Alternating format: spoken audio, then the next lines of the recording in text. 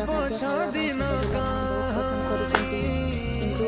ବାହାର ଖାଦ୍ୟ ଛୋଟ ପିଲାମାନଙ୍କୁ ନ ଦେଇ ଏହିଭଳି ଭାବରେ ଆମେ ଯଦି ଆମ